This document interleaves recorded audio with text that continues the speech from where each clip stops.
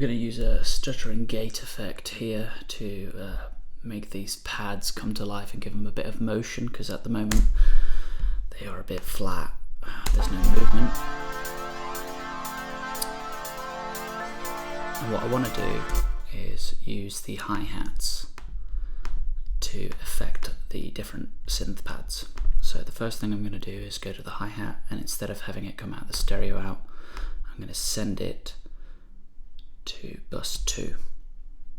So now the sound is going to travel down the mixing desk channel and then go to bus 2 before it goes to stereo out. I'm going to do the same for the second hi-hat. I'm going to send it to bus 3.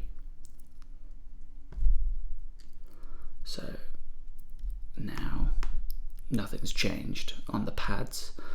I'm going to apply a dynamic effect called a gate. And I'm going to sidechain it to bus 2. And let's just solo these two.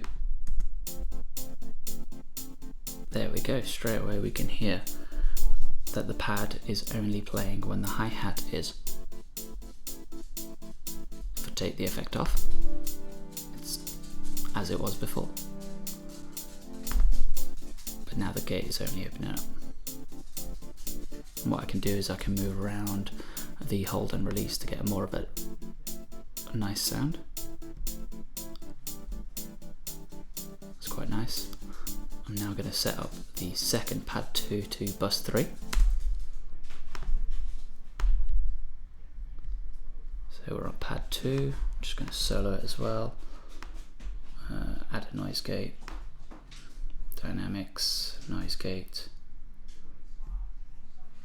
This time sidechain it to bus 3, which is where the second hi-hat is going to. And let's have a listen. Brilliant. Let's increase that release a little bit.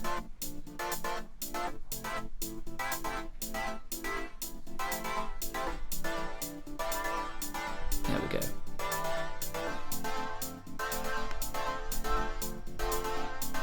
So let's open up the other one so you can see both of them.